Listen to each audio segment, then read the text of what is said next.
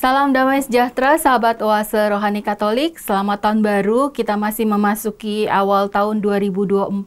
Senang sekali kita berjumpa dalam keadaan sehat, baik, dan penuh sukacita.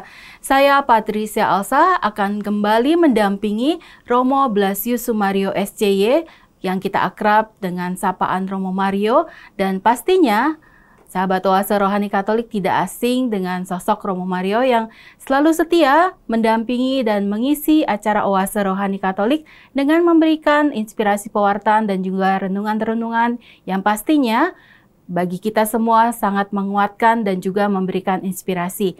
Mari sekarang kita menyapa dahulu Romo Mario. Romo, selamat tahun baru Romo, apa kabar? Kabar baik Bu Elsa, dan kita semua gembira karena Tuhan memberikan rahmat istimewa kepada kita semua. Amin. Dan sahabat Oase Rohani Katolik, kita akan awali acara ini dengan berdoa bersama dengan Romo Mario. Sahabat Oase Rohani Katolik yang terkasih, marilah kita awali perjumpaan kita ini, buka hati kita dengan doa supaya Tuhan membimbing kita dalam rahmat dan sabdanya. Dalam nama Bapa dan Putra dan Roh Kudus. Amin. Allah Bapa yang Maha Baik, Engkau telah mengikat perjanjian dengan kami melalui Putramu yang terkasih, Tuhan kami Yesus Kristus. Berikanlah kami rahmat agar kami pun mampu patuh dan setia kepada Putramu. Sebab Dialah Tuhan dan pengantara kami, yang bersama dengan Dikau dalam persekutuan Roh Kudus, hidup dan berkuasa Allah sepanjang segala masa. Amin. Dalam nama Bapa dan Putra dan Roh Kudus. Amin. Terima kasih Romo untuk doanya.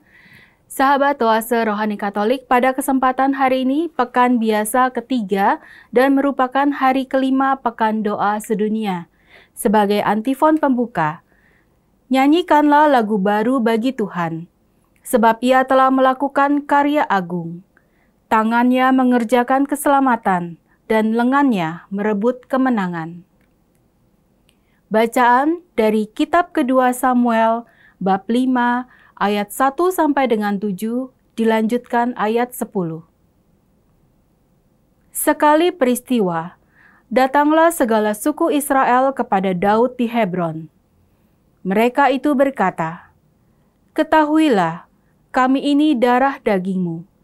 Telah lama engkaulah yang memimpin segala gerakan orang Israel, yakni sejak Saul memerintah atas kami. Lagi pula Tuhan telah bersabda kepadamu, engkaulah yang harus menggembalakan umatku Israel, dan engkaulah yang menjadi raja atas Israel." Maka datanglah semua tua-tua Israel menghadap Daud di Hebron. Lalu Daud mengadakan perjanjian dengan mereka di sana di hadapan Tuhan. Kemudian mereka mengurapi Daud menjadi raja atas Israel. Pada saat menjadi raja, Daud berumur 30 tahun, dan selanjutnya 40 tahun lamanya ia memerintah. Di Hebron ia memerintah atas Yehuda 7 tahun 6 bulan, dan di Yerusalem ia memerintah 33 tahun atas seluruh Israel dan Yehuda. Kemudian raja dengan orang-orangnya pergi ke Yerusalem, menyerang orang Yebus, penduduk negeri itu. Tetapi mereka itu berkata kepada Daud, "Engkau tidak sanggup masuk kemari. Orang-orang buta dan orang-orang timpang akan mengenyahkan engkau." Maksud mereka, Daud tidak sanggup masuk ke sana. Tetapi Daud merebut kubu pertahanan Sion, yaitu kota Daud. Maka makin lama, makin besarlah kuasa Daud, sebab Tuhan Allah semesta alam menyertai dia. Demikianlah sabda Tuhan. Syukur kepada Allah. Marilah kita tanggapi dengan Mazmur tanggapan. Kesetiaan dan kasihku menyertai raja. Kesetiaan dan kasihku menyertai raja. Pernah engkau berbicara dalam penglihatan kepada orang-orang yang kau kasihi. Engkau berkata, "Telah kutaruh mahkota di atas kepala seorang pahlawan, telah kutinggikan seorang pilihan dari antara bangsa itu. Kesetiaan dan kasih-Ku menyertai raja. Aku telah mendapat Daud hambaku. Aku telah mengurapinya dengan minyak-Ku yang kudus. Maka tanganku tetap menyertai dia, bahkan lenganku meneguhkan dia. Kesetiaan dan kasih-Ku menyertai raja. Kesetiaan dan kasih-Ku menyertai dia, dan oleh karena nama-Ku, tanduknya akan meninggi. Aku akan membuat tangannya menguasai laut, dan tangan kanannya menguasai sungai-sungai. Kesetiaan dan kasih-Ku menyertai raja. Sahabat Oase Rohani Katolik, marilah kita siapkan hati. Kita akan mendengarkan Injil Suci menurut Markus, bab 3, ayat 22 sampai dengan 30, diawali dengan bait pengantar Injil. Haleluya, haleluya, haleluya. Haleluya, haleluya, haleluya. Penebus kita Yesus Kristus telah membinasakan maut dan menerangi hidup dengan Injil. Haleluya, haleluya, haleluya. Tuhan bersamamu. Dan bersama rohmu. Inilah Injil Yesus Kristus menurut Santo Markus. Dimuliakanlah Tuhan. Markus bab 3 ayat 22 sampai dengan 30. Pada suatu hari datanglah ahli-ahli Taurat dan dari Yerusalem dan berkata tentang Yesus, ia kerasukan Beelzebul. Ada juga yang berkata, dengan kuasa penghulu setan ia mengusir setan. Maka Yesus memanggil mereka lalu berkata kepada mereka dalam perumpamaan, bagaimana iblis dapat mengusir iblis? Kalau suatu kerajaan terpecah-pecah, kerajaan itu tidak dapat bertahan. Dan jika suatu rumah tangga terpecah-pecah, rumah tangga itu tidak dapat bertahan. Demikianlah juga kalau iblis berontak melawan dirinya sendiri. Kalau ia terbagi-bagi, ia tidak dapat bertahan, malahan sudah tamatlah riwayatnya. Camkanlah, tidak seorang pun dapat memasuki rumah seorang yang kuat untuk merampas harta miliknya, kecuali kalau ia mengikat lebih dahulu orang kuat itu. Lalu barulah ia dapat merampok rumah itu. Aku berkata kepadamu, sungguh, semua dosa dan hujat anak-anak manusia akan diampuni. Ya, semua hujat yang mereka ucapkan. Tetapi apabila seorang menghujat Roh Kudus, ia tidak akan dapat ampun untuk selama-lamanya. Sebab dosa yang dilakukannya adalah dosa yang kekal. Yesus berkata demikian karena mereka bilang bahwa ia kerasukan roh jahat. Demikianlah Injil Tuhan. Terpujilah Kristus. Terima kasih Romo untuk bacaan Injilnya. Sahabat Oase Rohani Katolik, kita sudah mendengarkan 2 bacaan pada kesempatan hari ini Pekan Biasa yang ketiga.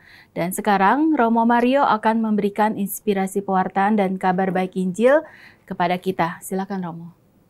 Sahabat Oase Rohani Katolik yang terkasih, jika kita memperhatikan bacaan-bacaan hari ini, sungguh banyak inspirasi untuk kehidupan kita. Terutama dalam bacaan yang pertama, Kitab Samuel mengungkapkan suasana dan situasi saat Daud dipilih untuk menjadi raja.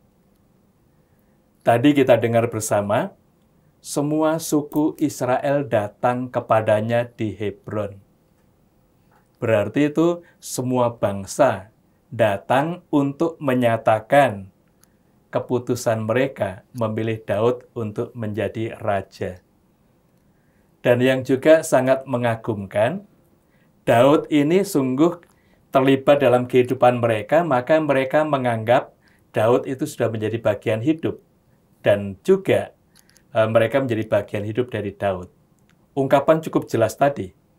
Ketahuilah, kami ini darah dan dagingmu. Telah lama engkaulah yang memimpin segala gerakan orang Israel, yakni sejak Saul memerintah atas kami.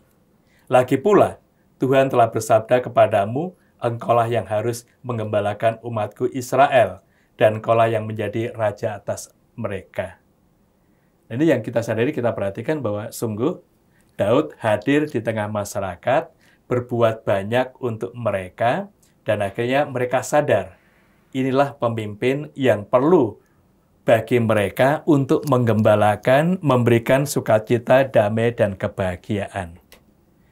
Karena itu mereka sungguh menyadari bahwa Daud ini telah berpihak dalam hidup mereka, berupaya untuk memberikan damai sukacita itu. Dan Daud melindungi mereka dari bangsa yang lain. Di balik itu, mereka juga melihat kekuatan Tuhan yang sungguh istimewa. Dan kita paham, Daud sendiri tidak ada keinginan untuk menjadi raja. Dia hanya melaksanakan tugas pelayanan yang diberikan oleh Tuhan untuk umat Israel ini. Dan dari situ akhirnya kita juga memahami, ternyata dengan berbuat baik itu orang lain memandang, inilah pribadi yang layak untuk menjadi pemimpin mereka. Nah, karena itu kita juga bisa paham, semua suku yang ada di Israel itu merasakan buah karya dari Daud ini. Karena itu mereka berusaha untuk mengangkat Daud menjadi raja. Dan kalau semua suku sudah mendukung, semua bangsa sudah bersatu, tentu Daud juga tidak bisa mengelak untuk tugas pelayanan yang baru ini. Apalagi mereka juga mengingat sabda Tuhan bahwa Daud itu akan menjadi pemimpin, menjadi raja yang menggembalakan umat Allah itu. Makanya akhirnya Daud mau tidak mau juga melaksanakan tugas pelayanan yang dipercayakan oleh mereka, dipercayakan Tuhan kepadanya. Ini sungguh suasana yang luar biasa, suasana yang sungguh bagi mereka merasakan sukacita dan damai di dalam kehidupan. Ya, Romo, terima kasih. Romo, saya tertarik dengan kalimat di ayat terakhir, Romo. Maka makin lama makin besarlah kuasa Daud, sebab Tuhan Allah semesta alam menyertai dia.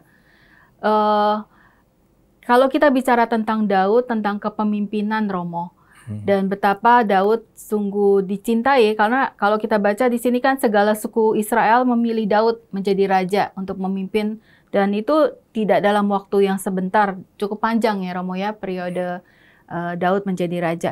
Kalau kita tarik ke masa sekarang, Romo, dan saat-saat sekarang ini kan kita juga sedang akan menghadapi, akan memilih pemimpin. Nah, kalau kita baca dari ayat terakhir ini, bisakah, bagaimana kita bisa tahu pemimpin itu disertai oleh atau diberikan kuasa dari dan juga dikehendaki oleh Tuhan untuk memimpin bangsa ini, Romo? Terima kasih. Kita bisa melihat dari pengalaman Daud ini, tadi juga diungkapkan cukup jelas, dia dipilih menjadi raja saat dia usia 30 tahun. Usia produktif, usia yang sungguh mengembangkan karya-karya yang aktual di dalam kehidupan.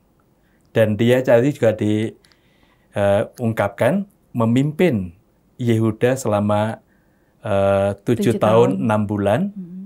Kemudian dia pindah ke Yerusalem dan memimpin Yerusalem dan Yehuda selama 33 tahun. Nah, di situ yang mau diungkapkan bagi kita, dia memimpin 40 tahun itu, jelas itu waktu yang tidak singkat. Namun, mengapa dia bisa memimpin? Karena dia memimpin itu dengan penuh kasih. Dia penuh kegembiraan dalam pelayanan, dan dia juga mencermati kebutuhan kehendak masyarakat, maka itu diupayakan. Dan yang lebih dari itu bahwa dia berusaha mempersatukan semua bangsa. Sehingga itu menjadi suatu kekuatan istimewa bagi kerajaan Daud. Nah, karena itu kita juga bisa melihat mengapa tadi dia juga menundukkan kerajaan-kerajaan yang lain yang ingin menyerang kerajaan Daud itu. Pertama, memang rakyat itu bersatu membela negaranya karena cinta tanah air. Kemudian yang kedua, memang rahmat Tuhan itu menyertai Daud karena Daud itu orang yang jujur, orang yang setia kepada Tuhan, dan orang yang mendengarkan kehendak Tuhan supaya memberikan damai sukacita untuk masyarakat. Nah, inilah akhirnya bisa kita lihat dalam pengalaman Daud ini juga menjadi inspirasi bagi kita untuk melihat pemimpin yang kita butuhkan adalah pemimpin yang cinta tanah air, pemimpin yang jujur, pemimpin yang sungguh mengabdi dengan penuh kasih, tanggung jawab. Itulah yang akhirnya menjadi kriteria seperti yang diungkapkan dialami oleh Daud ini. Dan ini juga menjadi inspirasi bagi kita untuk menentukan pemimpin-pemimpin bagi kita untuk masa depan. Yang kita lihat dari pengalaman umat Israel tadi juga kita tahu bahwa mereka memahami Daud itu sungguh pribadi yang berkarya, berkembang, berjuang, berkorban untuk kesejahteraan masyarakat itu. Ini yang menjadi kekuatan istimewa dan ini yang juga menggerakkan mereka, mempersatukan mereka sehingga di antara mereka tidak ada perpecahan meskipun di antara mereka juga banyak suku yang ada. Paling tidak ada 12 suku Israel. Tapi juga di sekitar situ masih ada bangsa-bangsa yang lain yang juga disupport oleh Daud, maka mereka hidup dalam sukacita dan damai. Ini sungguh suasana yang istimewa dan di situ kita bisa melihat bahwa semua bangsa itu bersatu, semua bangsa cinta tanah air, semua bangsa juga seperti pimpinannya Daud ini ingin mengembangkan kebahagiaan dan kesejahteraan bersama. Nah, kesejahteraan bersama itu yang menjadi arah kehidupan yang diperjuangkan dan itu akhirnya juga dirasakan oleh masyarakat ketika itu. Maka kerajaan Daud itu sungguh kerajaan yang penuh sukacita dan damai. Dia juga menjadi penyalur berkat dan rahmat dari Tuhan untuk masyarakat. Iya.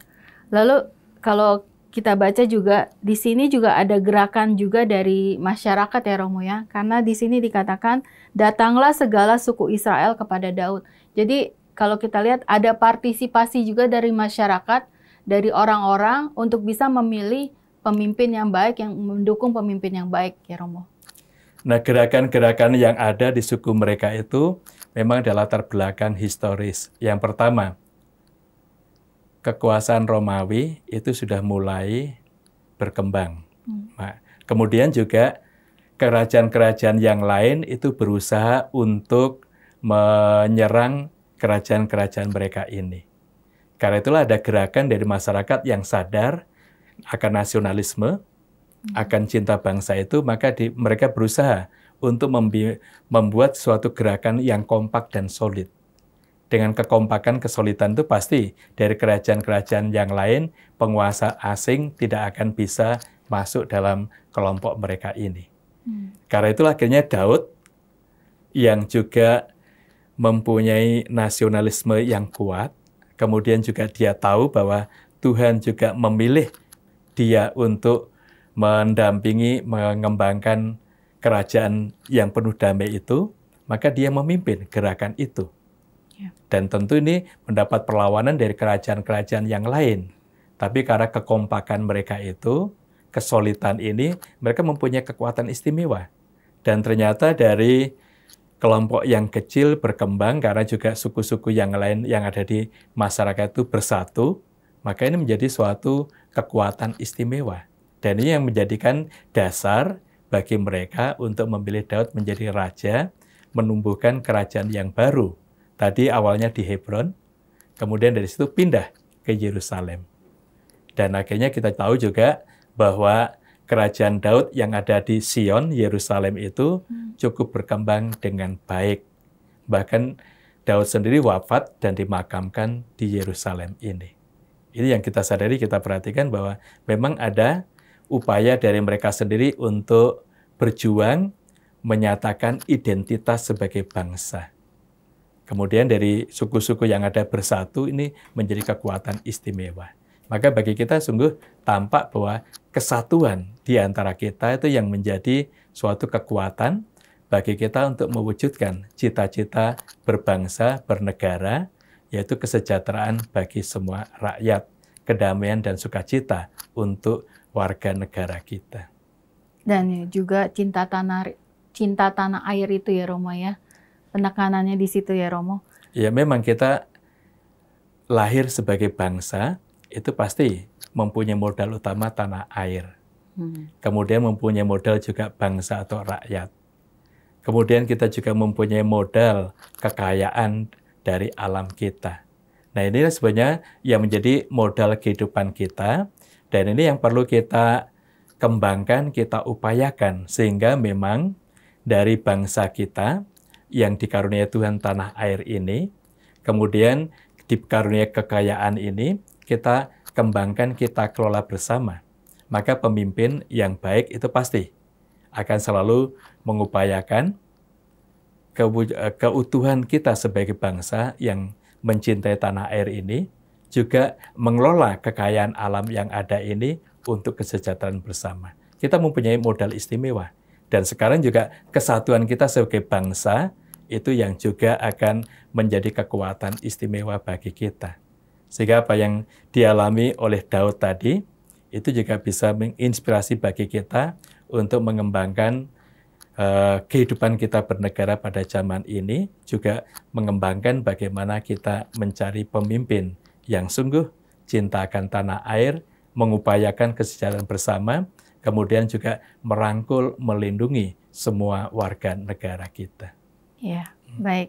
Sungguh luar biasa apa yang sudah Romo Mario katakan kepada kita semua, bahwa menjadi memilih pemimpin yang baik. Kita bisa belajar dari tokoh Daud dan juga para suku di Israel, bagaimana mereka memilih pemimpin-pemimpin yang baik, yang sungguh cinta tanah air dan juga mementingkan atau mengutamakan kesejahteraan bersama.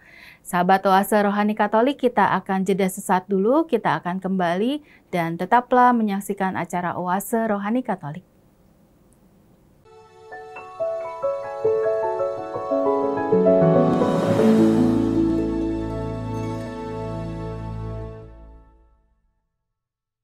Sahabat Oase Rohani Katolik, terima kasih Anda masih menyaksikan kami, Romo Blasius Sumario SCY dan saya Patricia Elsa.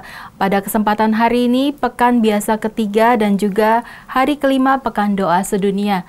Tadi pada sesi pertama, kita sudah mendengarkan inspirasi pewartaan dan juga renungan dari kitab kedua Samuel yang disampaikan oleh Romo Mario. Dan sekarang kita akan melangkah ke bacaan Injil hari ini dari Injil Markus bab 3 ayat 22 sampai dengan 30. Romo, kabar baik apa Romo yang dapat Romo sampaikan dari Injil Markus hari ini? Terima kasih Bu Patricia dan sahabat Oase Rohani Katolik yang terkasih. Dalam Injil tadi sungguh sangat tampak begitu kuatnya orang-orang ahli Taurat sikapnya terhadap Yesus yang ingin menolak pribadi Kristus. Nah, di sini yang juga mau diungkapkan, sebenarnya orang ahli Taurat itu tahu apa warta sabda Tuhan dan tahu siapa Yesus itu. Tetapi mereka tidak mau disaingi oleh kehadiran Kristus dan popularitas Yesus sudah mulai begitu kuat muncul di tengah masyarakat. Karena yang sakit disembuhkan, kemudian roh jahat diusir, itulah yang membuat mereka sungguh merasakan sukacita dan damai, menerima dan percaya pada Yesus. Sementara ahli Taurat itu tidak mempunyai kekuatan dan juga kuasa seperti Yesus. Dan salah satu cara bagi mereka untuk menjatuhkan Yesus yaitu membuat narasi yang tidak benar atau hoax. Mereka bicara bahwa Yesus itu kerasukan Beelzebul. Siapa Beelzebul? Yaitu penghulu pemimpin setan. Kemudian juga ada yang mengungkapkan Yesus mengusir setan dengan kuasa setan. Tetapi yang mengagumkan bagi kita, Yesus tidak marah. Yesus justru memanggil mereka ini diajak untuk diskusi. Yesus ingin meluruskan pandangan mereka dengan tadi memberikan pengajaran dengan perumpamaan.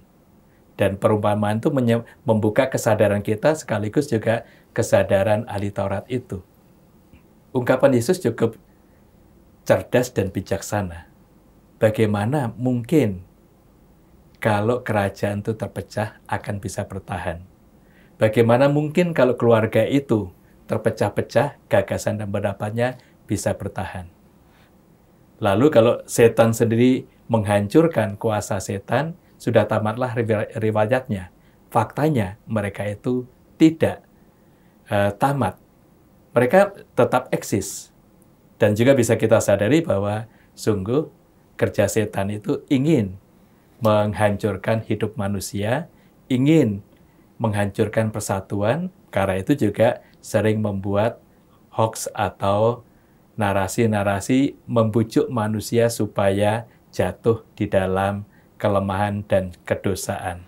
Itu kiranya juga ahli Taurat tadi ingin menjatuhkan Yesus dengan ungkapan bahwa dia bukan mengusir dengan kuasa ilahi, tapi dengan kuasa setan.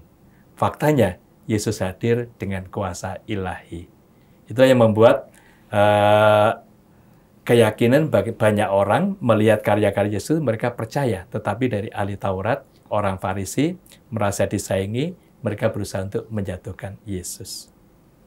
Kalau kita lihat ini, ahli-ahli Taurat ini apakah mempunyai perasaan iri hati kepada Yesus, Romo?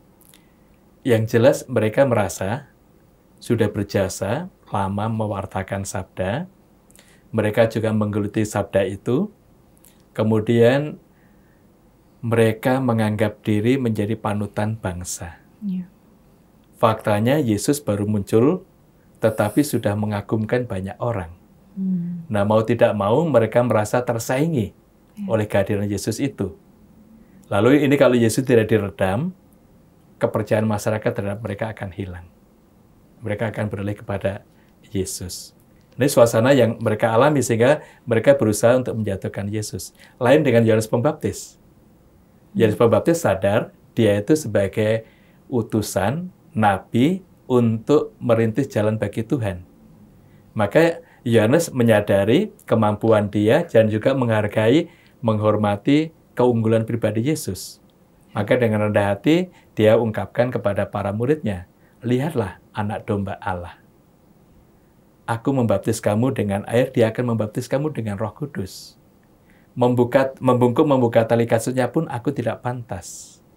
Lalu kerendahan hati Yohanes juga mengungkapkan, biarlah aku semakin kecil pengaruhku di tengah masyarakat, sedangkan Yesus semakin besar. Nah, ini beda dengan orang ahli Taurat dan orang Farisi. Mereka berusaha untuk menjatuhkan Yesus, maka membuat berita-berita yang tidak benar tentang pribadi Kristus ini. Lalu kalau kita lihat rasa iri hati, merasa disaingi para ahli Taurat itu, apakah juga karena juga ada pengaruh dari iblis, Romo? Ya, kita bisa melihat bahwa kekuatan jahat itu berusaha menghancurkan manusia dalam berbagai macam bentuk.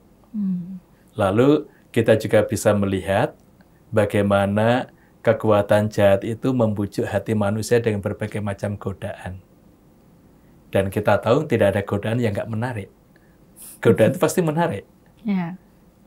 Misalnya, kita harus menurunkan berat badan. Makanan yang enak-enak itu sulit untuk kita tolak. Karena memang pasti godaan itu selalu menarik. Itu hal yang kecil. Juga dalam hal-hal yang lain, banyak hal yang berusaha menjauhkan kita, berusaha mempertentangkan kita satu sama lain hanya karena hal-hal yang bagi kita menarik, tapi kita tidak menyadari bahwa itu bisa menghancurkan persahabatan dan juga menjadi suatu pertengkaran satu sama lain. Nah, di situ sebenarnya juga tadi kita bisa melihat mengapa ahli Taurat dan orang Farisi itu tidak bisa menerima keunggulan Yesus itu, karena mereka merasa bahwa Yesus akan menghancurkan reputasi hidup mereka, kepercayaan mereka, masyarakat terhadap mereka itu. Padahal kalau mereka sungguh menerima pribadi Kristus seperti Yohanes Pembaptis, tetap orang respect pada mereka itu. Karena mereka menghantar kepada kebenaran, yaitu pada pribadi Kristus. Itu yang perlu kita sadari, perlu kita kembangkan. Nah, dalam kehidupan kita juga bisa aneka macam. Misalnya juga dalam keluarga. Kita lihat saat ini tidak sedikit keluarga yang mengalami suatu pertengkaran terus-menerus. Bahkan ada beberapa keluarga yang ada di dalam ujung tanduk kehancuran. Mengapa terjadi? Karena suami istri tidak mau melihat kelebihan pasangannya, meskipun setiap pribadi juga ada kekurangan, lalu melihat pribadinya itu yang paling benar, tidak mau mendengarkan yang lain. Sehingga komunikasi nggak berjalan, setiap bertemu pasti bentrok, karena gagasan pendapat sendiri itu yang paling baik. Tidak menghargai juga ya Romo ya? Tidak menghargai. Tidak menghargai bahwa pasangan itu juga mempunyai kelebihan yang bisa dipersembahkan untuk kebahagiaan dalam keluarga. Kalau dihargai, diterima, didukung untuk berkembang, meskipun satu sama lain berbeda, itu justru memperkaya kita. Tapi yang sering terjadi kan, saya yang paling benar, saya yang paling berjasa, semuanya itu karena saya dan sebagainya. Tidak menyadari bahwa di balik itu juga peran pasangan itu sangat mendukung, sangat membantu kita mencapai hasil-hasil itu. Ini yang kita sadari bahwa sungguh kesatuan persatuan itu yang kita perlu junjung, karena itu yang akan membawa daya kekuatan ilahi bagi kita, tapi pertentangan permusuhan itu yang bisa menghancurkan kita. Maka kita diajak untuk sungguh mengembangkan kerendahan hati, menghargai kehebatan karunia Tuhan untuk masing-masing, kemudian juga bekerja sama untuk mengembangkan kesejahteraan, kebahagiaan dalam keluarga kita, dan juga di tengah masyarakat. Apakah ada cara yang efektif, Romo, untuk bisa mengembangkan itu semua? Cara kita kan kita bisa lihat, setiap pribadi itu kan menerima karunia Roh Kudus. Dan Roh Kudus itu memberikan aneka macam talenta dalam pribadi kita. Nah, kalau kita menyadari itu, maka kita juga bergembira, bersyukur bahwa pasangan hidup dan juga anggota masyarakat kita punya berbagai macam kelebihan. Kita bersyukur, bergembira. Kemudian kita juga menyadari kita juga punya kelebihan. Maka kelebihan-kelebihan yang karunia Tuhan itu bisa kita persembahkan, kita satukan untuk kebahagiaan dan juga kesejahteraan bersama. Namun di balik itu kita juga mempunyai kelemahan-kelemahan. Maka dengan rendah hati kita juga mengakui kelemahan kita di hadapan sesama. Nah, itu yang akan menolong, membantu kita, sehingga kalau yang kita sadari bahwa setiap pribadi itu mempunyai dikarunia Tuhan, dan dari karunia itu untuk kebahagiaan bersama, pasti itu akan mendukung kita untuk bersatu dan untuk bergembira di dalam kehidupan. Dan panggilan kita sebagai umat Tuhan, pelayanan kita itu selalu mendatangkan sukacita, kebahagiaan, dan kedamaian. Dan itu kalau kita sadari, keluarga-keluarga kita itu semakin harmonis dan bersatu, semakin mengungkapkan kebahagiaan. Ya. Lalu kalau menyinggung sedikit tentang Pekan Doa Sedunia, Romo, apakah ada hubungannya dengan bacaan hari ini, Romo? Nah, Pekan Doa Sedunia ini kan kita sebenarnya diajak untuk menghayati doa Yesus. Dalam Yohanes 17, semoga mereka bersatu. Sama seperti kita, aku di dalam engkau ya Bapa, dan Bapa di dalam aku. Nah, kesatuan kasih, kesatuan hati itu yang dihayati oleh Yesus, sehingga Yesus selalu bersatu dengan Bapanya, itu yang ingin dikembangkan dalam hidup kita. Nah, kita juga paham bahwa dalam perkembangan sejarah gereja, sekarang juga muncul gereja-gereja yang lain. Nah, karena itu kita juga bisa melihat bahwa munculnya gereja-gereja yang lain itu bisa menimbulkan perpecahan kalau kita sendiri menganggap bahwa kita yang paling benar dan baik. Maka Yesus mengajak kita, semoga mereka bersatu, itu menyadarkan kita sebagai saudara bersatu dalam iman dan kasih. Nah, doa untuk perdamaian dunia, itu kita juga diajak untuk mengembangkan kesatuan itu, dan sumbangan dari kesatuan itu adalah perdamaian untuk seluruh dunia. Dan kalau kita bersatu dengan semua bangsa, pasti itu kedamaian, kebahagiaan akan berkembang.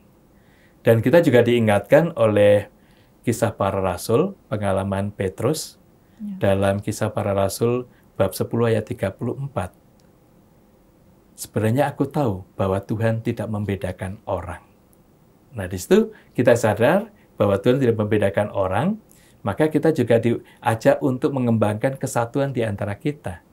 Maka bagi kita bukan hanya doa yang kita ungkapkan untuk perdamaian dunia ini, untuk kesatuan, tapi kita perlu juga selain doa mohon rahmat Tuhan, kita juga berjuang mengusahakan supaya perdamaian itu terwujud di dalam masyarakat kita, tetapi yang paling utama adalah kita wujudkan dalam keluarga kita.